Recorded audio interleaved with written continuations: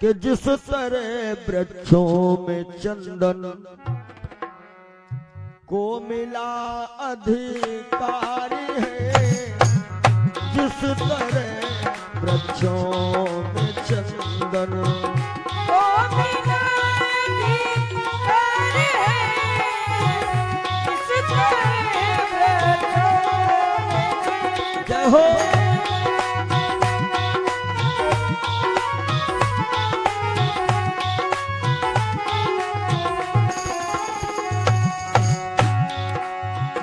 जिस तरह वृक्षों में चंदन को मिला अधिकार है,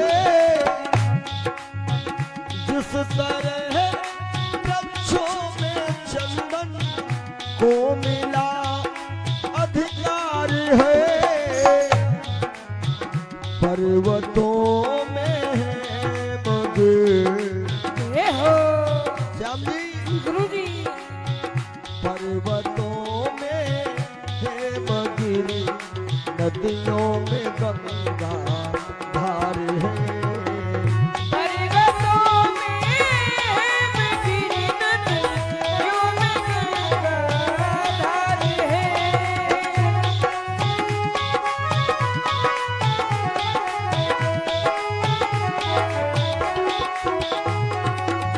फूलों में जैसे कमल, नागों में जैसे शेष है, फूलों में जैसे कमल, नागों में जैसे शेष है, त्यों ही सब देशों से प्यारा, ये हो त्यों ही सब देशों से प्यारा अपना भारत देश है, त्यों ही सब देशों से प्यारा अपना भारत देश है, त्यों ही सब देशों से प्यारा अपना भारत देश है। यूं ही सब देशों से प्यारा अपना भारत देश है।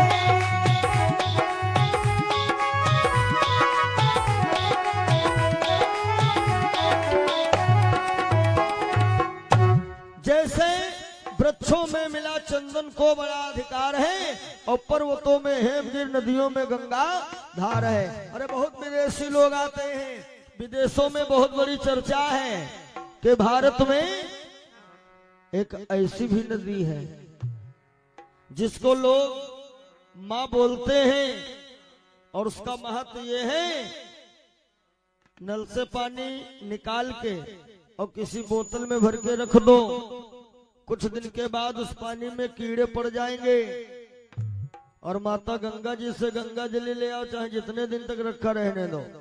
ये विशेषता ही तो है, चमत्कार ही तो है। जिस समय जैसे मैंने बताया तब भी सतियां थी और अब भी, अभी कोई ऐसा नहीं है कि पृथ्वी वीरों से खाली है। हाँ ये है भाई, परसेंटेज भले ही थोड़ा बहुत कम हो सकता है, फुल गारंटी लेने वाली है। इस जगह मैंने सुना ही था, एक महिला बाजू के घर में गई, दीदी हमें थोड़े चावल चाहिए, चावल घर पे नहीं है। और वो देवी जी चावल, वो धान कूट रही थी, इतने में पति ने आवाज दिया पानी पिलाओ, तो इन्होंने मूसल जो है वही धनकुट्टा ऊपर फेंक दिया और जा करके एक पात्र साफ किया और जाए के अपने पति को जल दे दिया। लौट के आई, हाथ उठाया, मूसल हाथ में आया, धान कूटने लगी। तो पड़ोसन ने ये दृश्य देखा, तो पड़ोसन ने पूछा, बहना ये बताओ ये मूसल इतना ऊपर अपने आप कैसे रुक गया? तो उन्होंने कहा ये सब हमारे पतिव्रत धर्म का कमाल है, मैं पतिव्रता हूँ। तो इन्होंने सोचा लो हम हुए है लागे चेक कर ले, घर का आई, पति कहीं तुम दुआरे जाओ हमसे पानी मांगो।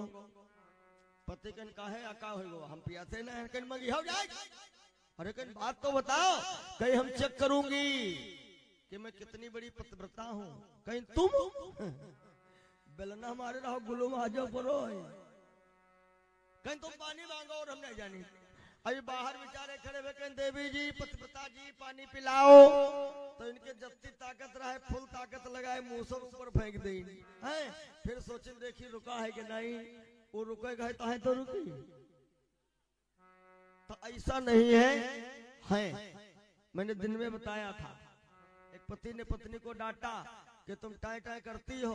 अब वो देखो एक पत्नी वो थी सावित्री, जिन्होंने जमराज से अपने पति को छीना। तो वो कह लगी हमका सावित्री तो कम हन का, हम इंच भर कम नहीं हम, तुम मरो और देखो तुमका जमराज छीनित है कि नहीं छीनी। अब अत्ती लंबी रिस्क ले कौन हो, कौन मरे जो ये बात चेक करे। तो जो है सब ठीक ही है। वैसे विद्वानों ने तो यहां तक लिख दिया है क्या कि दुनिया में यदि कुछ पाना है तो नारी का सम्मान करो। यदि कुछ पाना है तो नारी का सम्मान करो। क्या हो गया?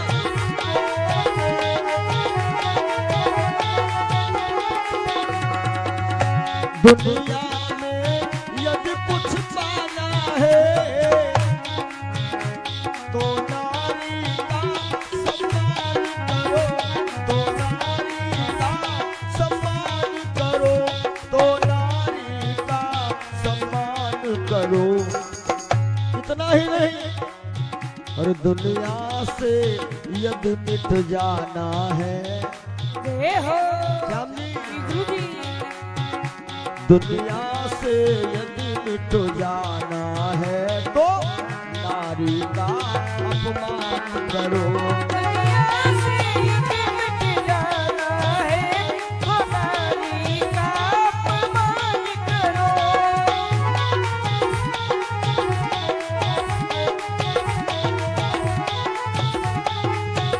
दुनिया से यदि मिट जाना है तो नारी का अपमान करो। दुनिया से यदि मिट जाना है तो नारी का अपमान करो। दुनिया में यदि कुछ पाना है तो नारी का सम्मान करो, और दुनिया से यदि मिट जाना है भैया तो नारी का अपमान करो। जैसे दुर्योधन या कह लो रावण, ये मानो पुरानी बातें हुई हैं नई बातों में। जिस समय अपना ये भारत देश, जिस समय अपना भारत देश किसी दूसरे के हाथों में था, अरे हम लोग तो बहुत पिछले दिनों में गुलामी की कगार पे थे। तो बात उसी समय की है जिस समय अपना ये भारत देश किसी दूसरे के हाथ में था। भारत में मुगल पीरियड था, शाहजहां मुगल का शासन था। जिस समय अपने भारत देश का शासन सत्ता शाहजहां कर रहा था, सुनिएगा कि भारत की वसुंधरा का वो बस एक नाम प्रतिपालक था।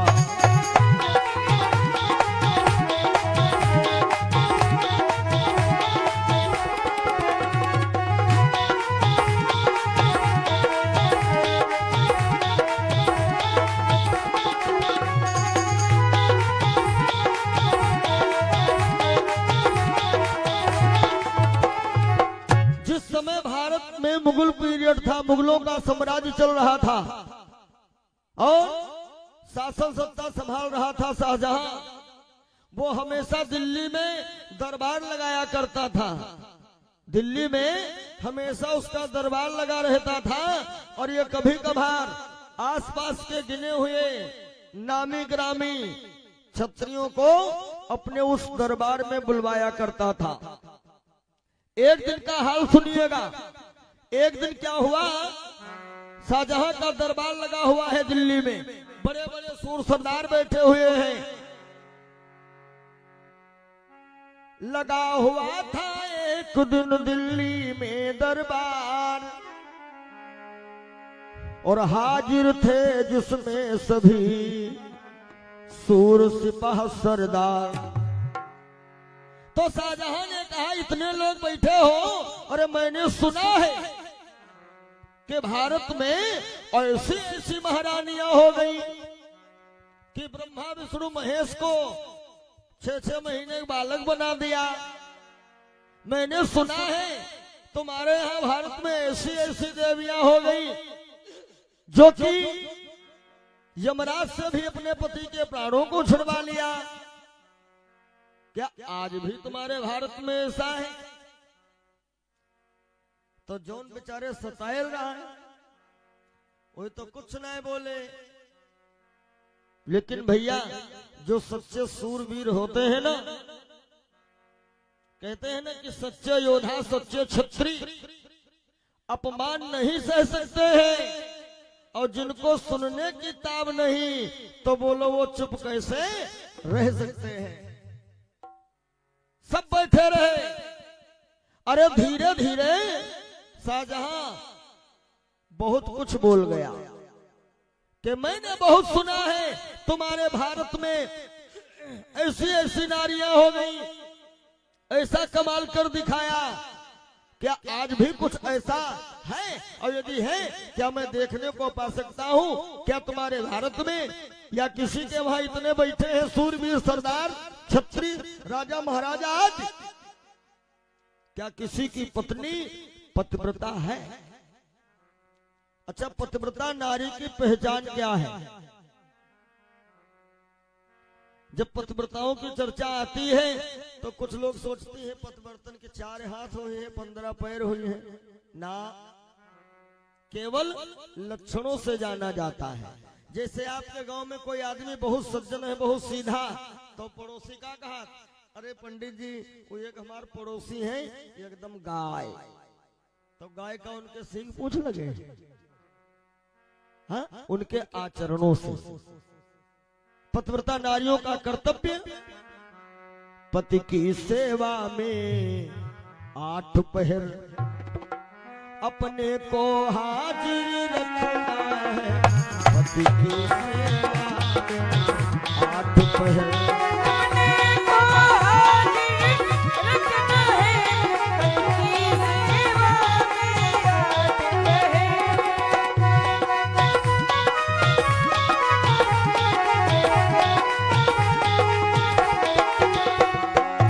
पहर। वो पति की सेवा में 8 पहर अपने को हाजिर रखना है। वो दिनचर्या से पहले उठकर पति का शुभ दर्शन करना है। दिनचर्या से पहले उठकर पति का शुभ दर्शन करना है। दिनचर्या से पहले उठकर। भैया हो, कभी कभार तो हम सोचने लगते हैं कि हमारा दिमाग ना काम का है। 24 घंटा 12 घंटे दिन 12 की रात, 24 घंटा तब हो रहा है, अब हो है।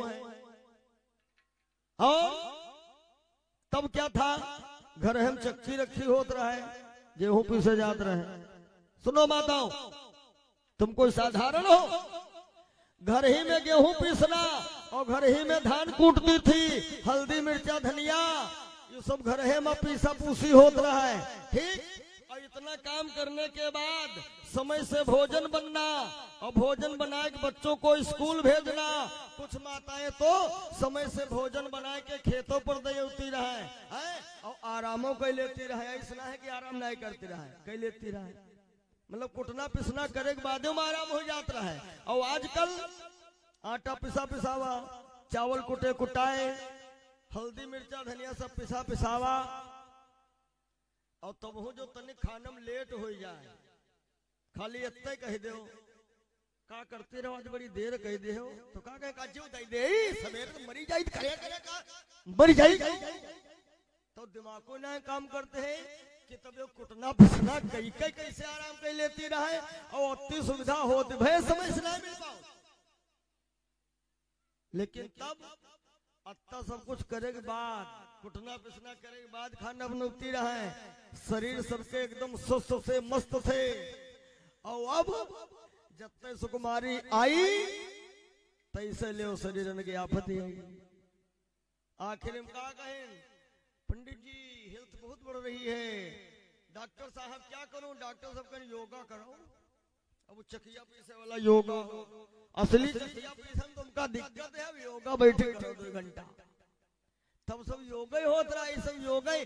जितना योग सिखाया जाता है स्वामी जी सिखाते, रामदेव जी महाराज, ये सब पुरानी परंपरा। जितना हम लोग मेहनत करते थे, कार्य करते थे, तब बीमारियां बहुत कम थी। और अब आलस्य जो है शरीर को खाए जा रहा है। सुनिएगा, शाहजहां ने कहा कि ये बताओ अभी भी तुम्हारे वहां कोई ऐसी पतिव्रता नारी है? इतने क्षत्रिय लोग बैठे हैं, क्या किसी की भी पत्नी पतिव्रता है? भैया सब तो है चुप। और जब सब रहे चुप, वहीं पर शेर खां बैठा हुआ था। ये शाहजहां का मान लो बहुत मुंह लगा था। तो शेर खां कहता है मुस्कुरा के, अरे महाराज तब की बात और होगी, अभी भी कोई नहीं बोला। इतने में बूंदी का राजा बोल पड़ा, जिसका नाम है जसवंत सिंह। जसवंत सिंह ने टोक दिया, रुक जाओ महाराज, और डंके की चोट पे कह रहा हूं मेरी पत्नी पतिव्रता है। अब भैया जहां हजारों लोगों का दरबार जुड़ा हो, कोई न बोल पा रहा हो, और वहां पे जसवंत सिंह जैसा क्षत्रिय हुमक करके खड़ा हो गया हो, सबकी नजरें बूंदी के राजा की तरफ है कि लेकिन बूंदी के राजा से और अपमान नहीं है सहा गया, लेकिन बूंदी के राजा से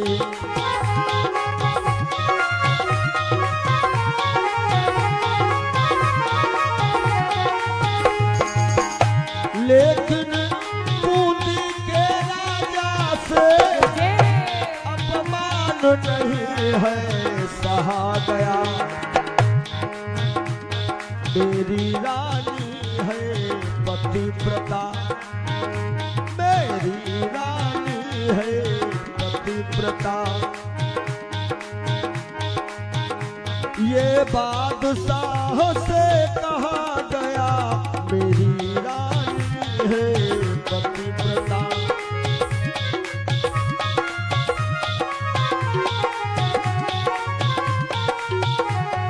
हरि बोल।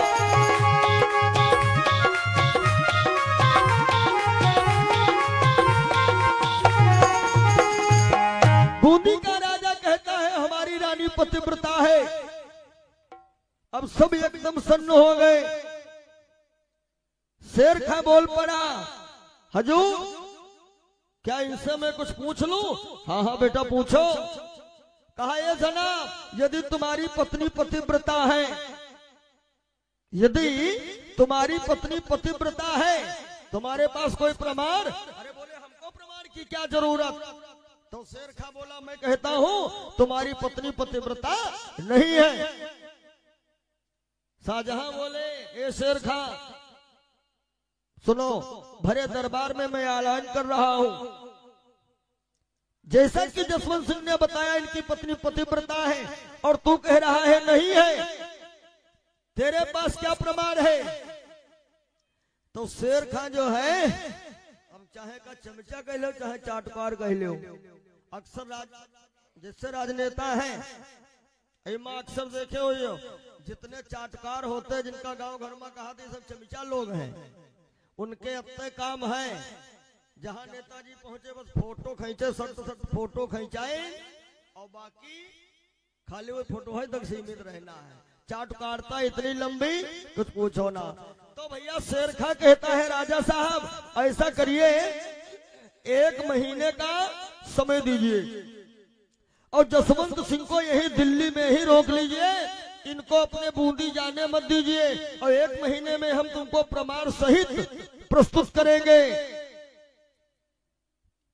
तो शाहजहां ने कहा ए जसवंत सिंह 1 महीने का समय क्या तुम दिल्ली में दे सकते हो? जसवंत सिंह को गर्व था अपनी पत्नी पर, धन्य है वो छत्राणी। जसवंत सिंह ने कहा जी महाराज मैं दिल्ली में 1 महीने तक रह सकता हूं। अब जसवंत सिंह दिल्ली में ठहर गए और शेर खां ने क्या किया, पहुंच के शेर खां पहुंच करके जसवंत सिंह के वहां और एक कुटनी को बुलाया। कुटनी समझ लो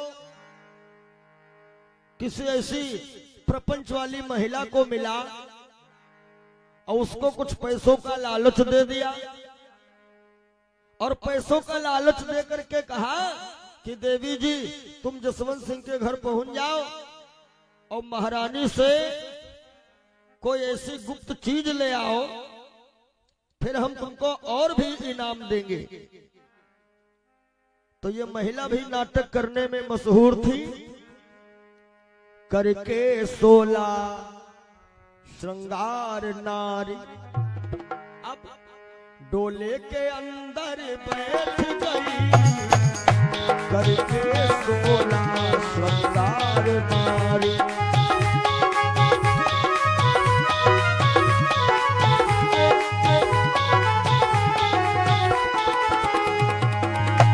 करके 16 श्रृंगार नारी और डोले के अंदर बैठ गई, बूढ़ी नरेश की फूफू बन, बूढ़ी नरेश की फूफू बन, महलों के अंदर बैठ गई, बूढ़ी नरेश की फूफू बन।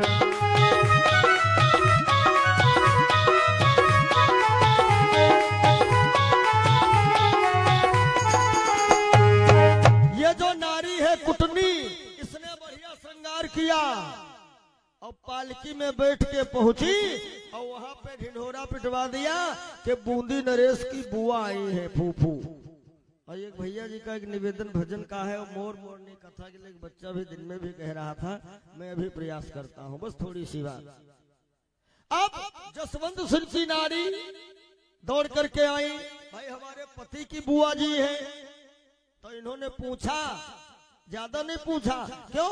क्योंकि यह हमारे तुम्हारे में बड़ी कमी है, इन लोगों में बड़ी एकता है, यही चीज है महिलाओं में इतनी एकता है, हमारे तुम्हारे में बहुत कमी है।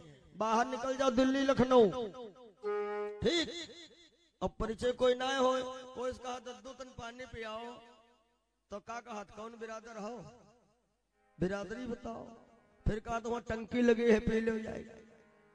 और इन लोगों में हमारी माताओं में परिचय कोई ना है। पियासी भाई कहें जी जी नमस्ते नमस्ते, कहीं पानी पिया दो, कहीं कहाँ रहती हो, कहीं सीतापुर। सीतापुर तो हमरे चाचा के भतीजी के पोती के नातन के बिटिया भी आई। 2 मिनट ना लगे तो कोई न कोई रिश्तेदारी पक्की। बस में बैठी सफर करो पत पत्नी, तुम्हार व्यवहार एक नहीं मिले है और उनके स्टाफों को आजू बाजू बैठे हुए चले टाइम नमस्ते जरूर हुई। ये विशेषता हमारी माताओं में। अब बूंदी नरेश की जसवंत की पत्नी जो है, अरे आइए बुआ जी आइए, पति की फूफू आई है ना। और यह कुटनी क्या करती है, 2 दिन रुकी रानी के पास और उसने एक दिन ऐसा काम किया कि रानी को बहुत हल्के कपड़े पहनवा करके स्नान कक्ष ले गई और कहते हैं रे हम तो बुआ है तुम्हारी, उसमें क्या है बड़ी बात। मल मल के स्नान भी करवाया। कुटनी ने देख लिया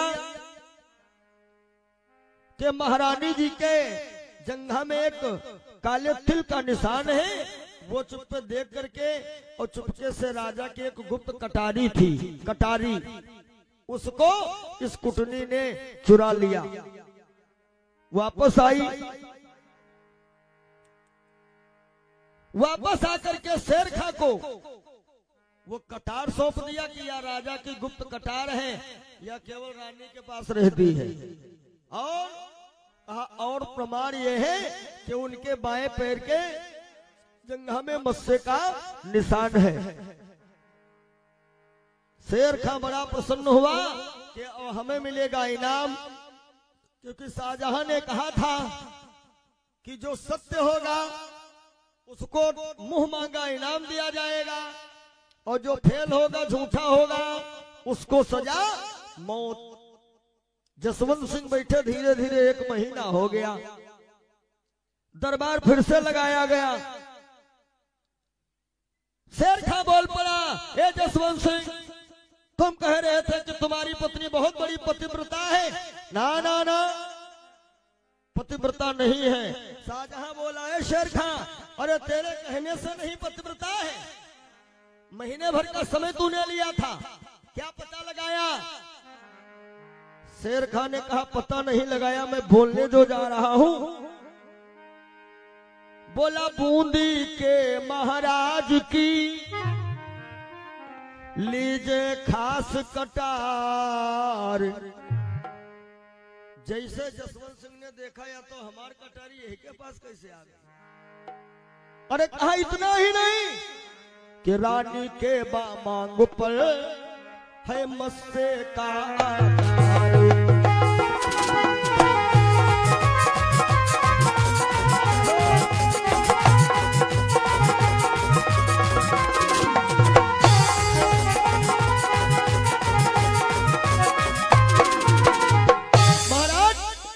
जसवंत सिंह की खास कटार लीजिए, बोलो इन्हीं की है या नहीं? जसवंत सिंह बोले, हाँ महाराज, ये मेरी कटार है। और दूसरा प्रमाण कहा, इनकी जो पतिव्रता जिसको बोल रहे हैं, इनकी जो महारानी है ना, उनके बाएं जंघा पे मत्स्य का आकार है। बोलो इससे सत्य है या झूठ? जसवंत सिंह चुप हो गए। अपनी कटारी आप ही महाराज ने पहचान ली, अपनी कटारी आप ही महाराज ने पहचान ली, अपनी कटारी आप ही महाराज ने पहचान ली। जंघे पे मस्सा दाग है, यह बात मन में जान ली।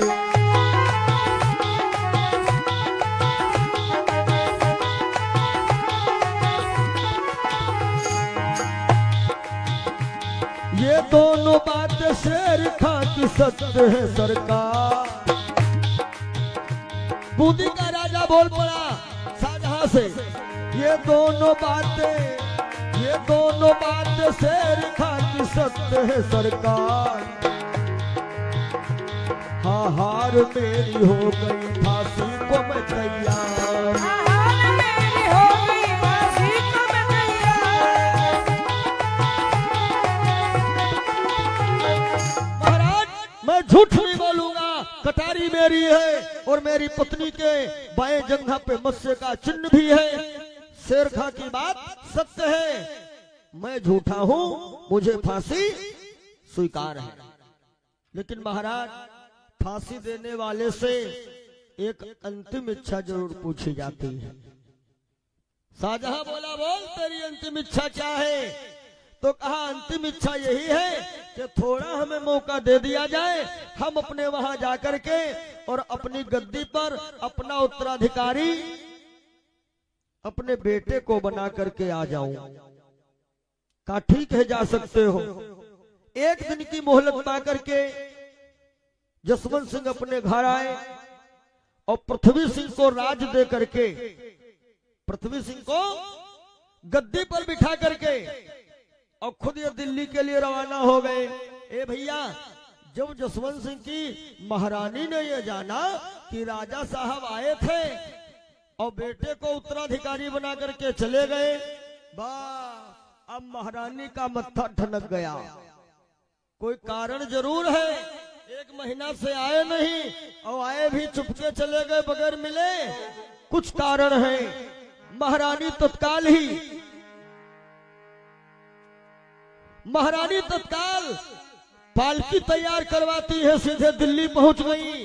और दिल्ली में भैया शाहजहां ने चारों तरफ अफवाहें ऐसी फैला दी शेर खां के सहारे से। जसवंत सिंह की बात जब इनकी पत्नी ने जाना कि कटार वहां पहुंच गई है, इसलिए उनको फांसी दी जाएगी, जसवंत सिंह की नारी ने क्या किया, तुरंत अपना रूप बदला तत्काल प्रभाव में। रानी ने तत्काल ही वैश्या वेश बनाए और दिल्ली के दरबार में दिया साज बजवाए।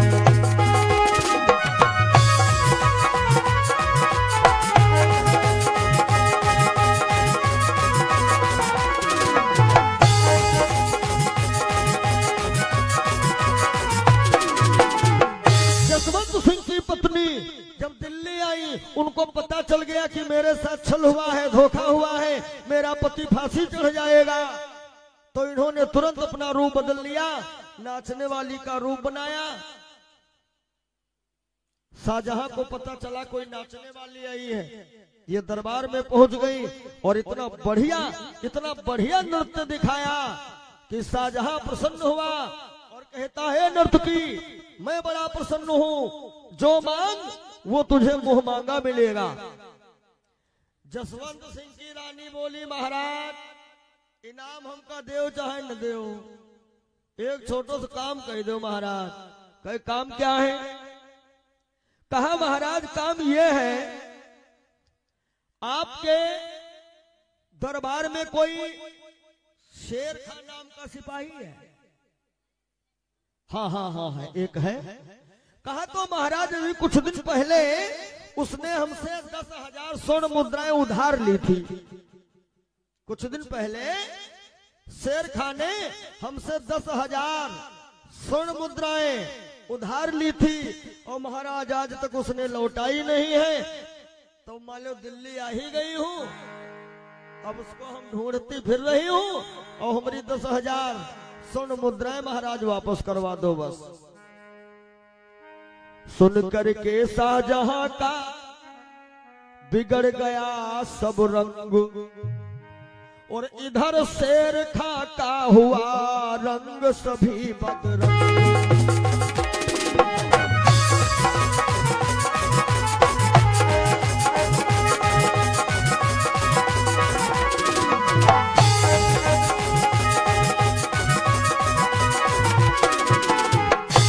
सुन करके शाहजहां का बिगड़ गया सब रंग और इधर शेर खां के हुए रंग सभी बदरंग। शाहजहां ने कहा शेर खां बहुत जल्दी आओ। शेर खां खड़ा, हाँ महाराज हजूर बताओ। कहा मूर्ख, अरे मेरे नाम पे उधारी लेता फिरता है, मेरी हंसी हो रही है, क्यों तूने ली 10,000 स्वर्ण मुद्राएं इससे? शेर खां कहता हजूर हम बताओ बीबी बच्चों की सबकी कसम खा जाए, यह कि हमार कोई जान पहचान है ये ना है। जसवंत सिंह की रानी बोली, क्या बकवास कर रहे हो, 10,000 सोने की मुद्रा तुम लाए थे हमसे। शेर खां कहता हजूर हम कुरान में कसम खाए जाए, हम एक ही सकल सूरत कबहू जिंदगी में देखबे ना करें। जैसे कहा कि हमने इसकी कभी सूरत ही नहीं देखी महाराज, तो स्वर्ण मुद्राएं कैसे लाएंगे? और जैसे इसने कहा सूरत नहीं देखी, स्वर्ण मुद्राएं कैसे लाएंगे? तब रानी ने कहा कि जब देखा मेरा मकान नहीं तो ये कटार कहां से लाए हो, और जगह पर मेरे मस्सा है, यह देख मिया कब आए हो, जगह पर मेरे मस्सा है, यह देखो मिया कब आए हो।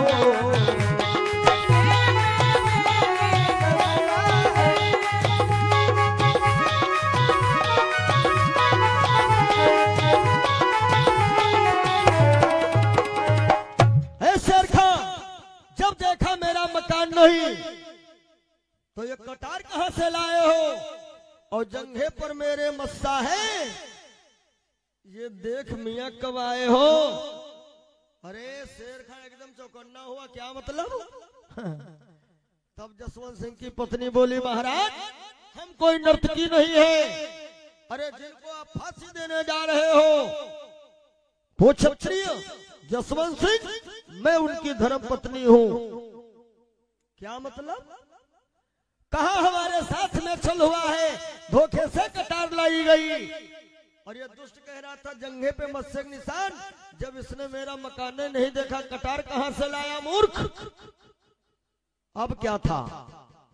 शेर खां एकदम सर नीचा करके खड़ा हुआ। जसवंत सिंह की पत्नी ने कहा, बेईमानी मेरे साथ हुई, बेईमान बड़े मक्कार हो तुम, और कानून के रूल में सजा मिले तो फांसी के हकदार हो तुम। बाकी अब शाहजहां जैसा सोचे वैसा करें।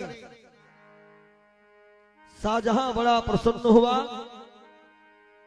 शाहजहां ने आदेश किया कि बूंदी नरेश को रिहा करो, फांसी पर इसको लटका दो, और झूठे को सजा क्या मिलती है ये दुनिया को तुम दिखला दो। शेर खां को फांसी दी गई, जसवंत सिंह छोड़ दिए गए। तो कहने का तात्पर्य, ऐसी ऐसी हमारे भारत की भूमि पर माँ बहनें आज भी हैं। इन्हीं की वजह से हम गर्व से विदेशों में भी जाते, कथा था कहने ना, तो गर्व से कहते हैं भारत माता की जय। अन्य किसी देश में माता शब्द जुड़े ही नहीं है। किसी ने कहा, विदेशी व्यक्ति ने, कि तुम्हारे वहां की महिलाएं मर्दों से हाथ क्यों नहीं मिलाती हैं?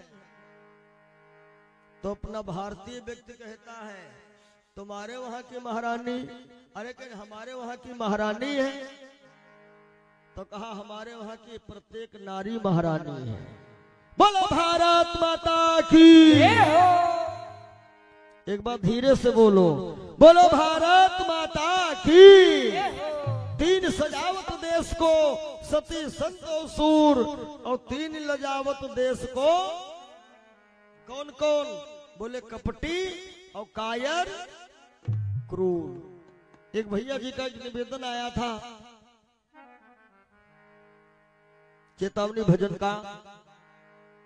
ये भी भजन आज के लगभग 20-25 साल पहले हम गाए थे, जो सीडी कैसेट में आप लोगों ने सुना। जीवन की सच्चाई है साथियों,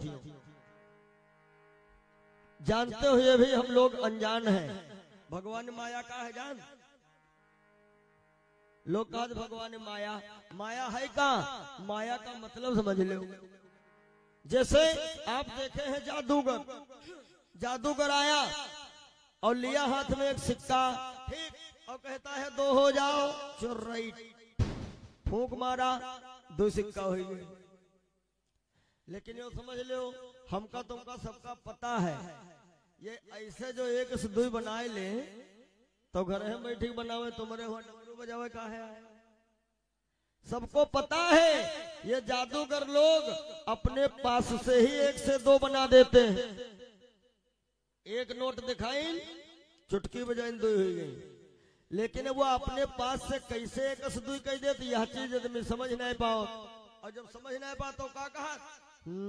नजरबंदी है के हो। ऐसे नजरबंदी हो तो सीधे बैंक मैनेजर तिर जाए और कहते चुर राइट विड्रॉल भर है कि नहीं, नजरबंद नहीं। हाँ हम तो लाओ नजरबंद वाला आदमी, हमका बांधे है नजर। तो जादू में जो होता है वो दिखता नहीं है, और जो दिखता है वो होता नहीं है। ये है जादू।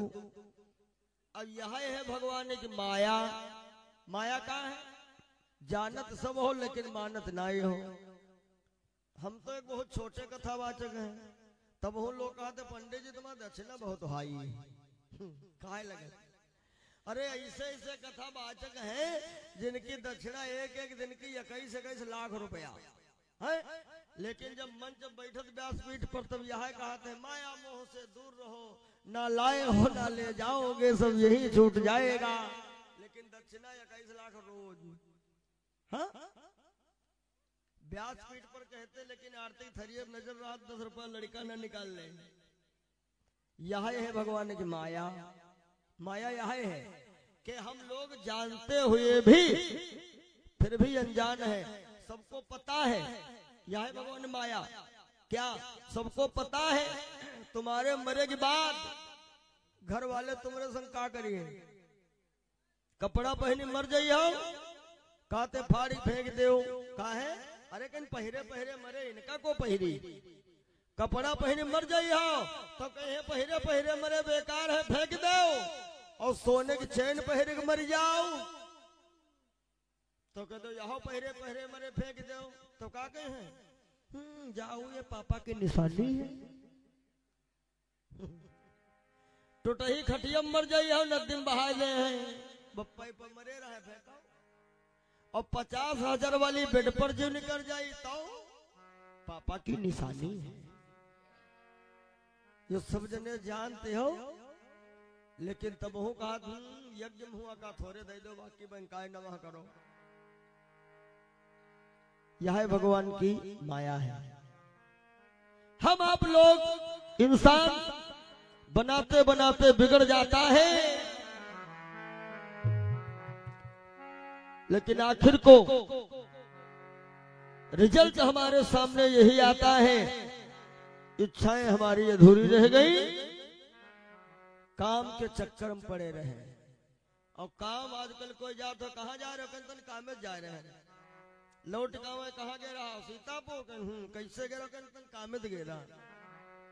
और ये काम के चक्कर एक दिन काम में चले जा रहे।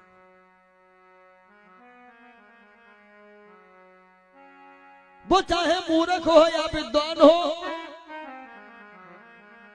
हिंदू हो या मुसलमान हो, सबकी यही गति होनी है भैया। ये पहला भजन है चेतावनी का हमारा, आपने सुना होगा।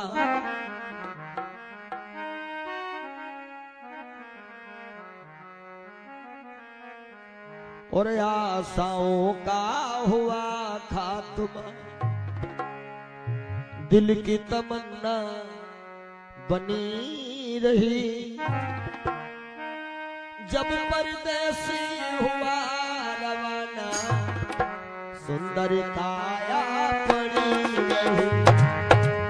आशाओं का हुआ खात्मा, दिल की तमन्ना बनी रही, जब परदेसी हुआ रवाना, सुंदर काया पड़ी रही।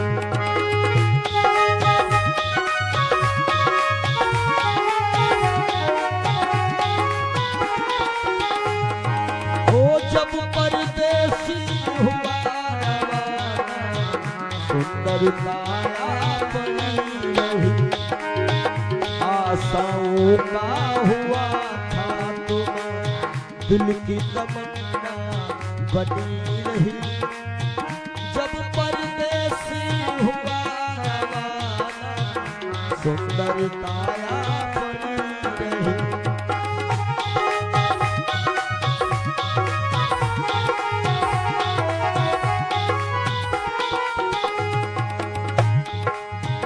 एक पंडित जी अपने घर में पतरा देखा करते थे,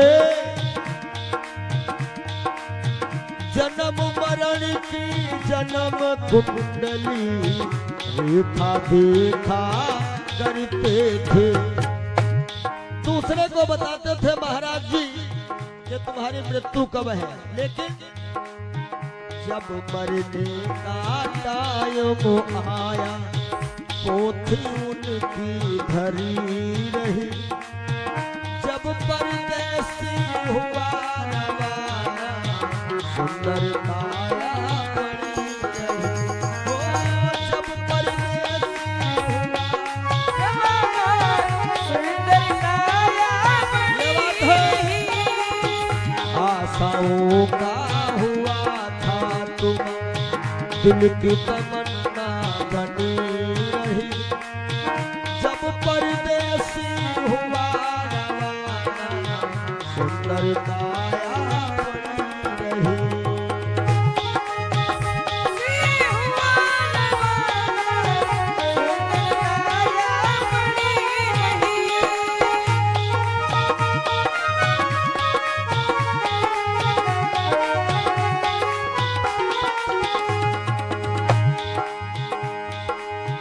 एक सेठ दुकान पे बैठे घटा नफा सब जोड़ रहे किससे हमको कितने लेने वही के पन्ने मोड़ रहे।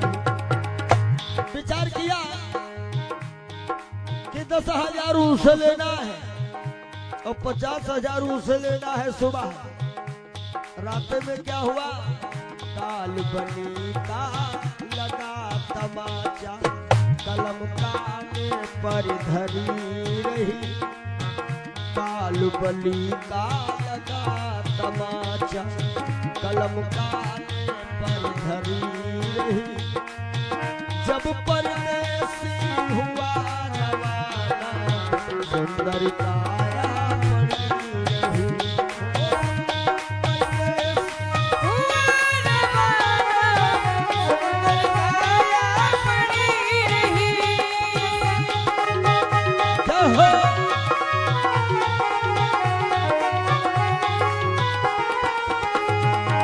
और आशाओं का हुआ था तुम दिल की तमन्ना बनी रही जब परदेसी हुआ सुंदर काया पड़ी रही परदेसी हुआ सुंदर काया पड़ी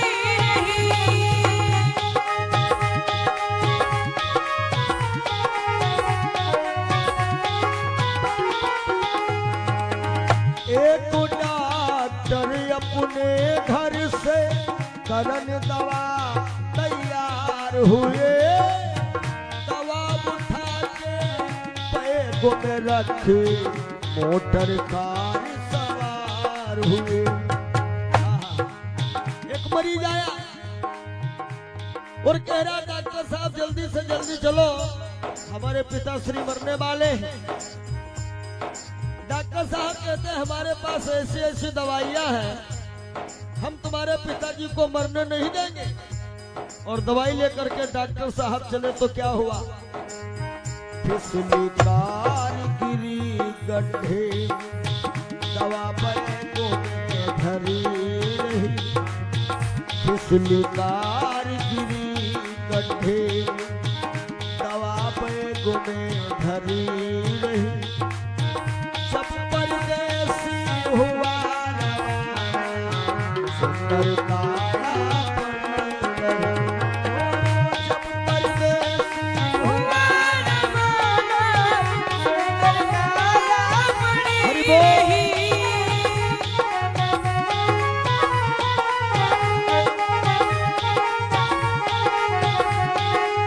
क्या बात है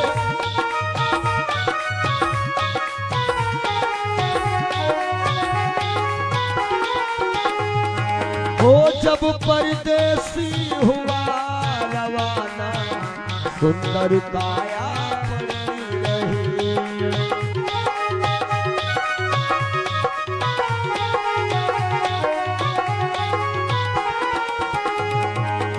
वाह वाह रे क्या कहूँ भाई ईश्वर की है यही गति जिसको जिस टाइम है जाना फर्क न होगा एक रत्ती। कोई सोचे कि हमारे पास काफी पैसा है तो ये ठंडी में न मरी गर्मी में मरा जाएगी। कुछ चीजें ऐसी हैं जो तुम पैसे वाले हो खरीद सकते हो और कुछ चीजें ऐसी हैं कि पैसा तुम्हारे पास कतो ज्यादा क्यों न हो खरीद न पाई हो। किताबें पुस्तकें खरीद सकते हो, लेकिन विद्या नहीं। भोजन सामग्री तो खरीद सकते हो, लेकिन भूख नहीं। क्रीम पाउडर खरीद सकते हो, लेकिन सुंदरता नहीं। और दवाई खरीद सकते हो, लेकिन पैसा वाले कितना ज्यादा क्यों ना हो, श्वासें नहीं खरीद पाओगे। वाह वाह रे क्या कहूँ भाई, ईश्वर की है यही गति, जिसको जिस टाइम है जाना, फर्क न होगा एक रत्ती। इसलिए जिसने प्रभु का नाम लिया है,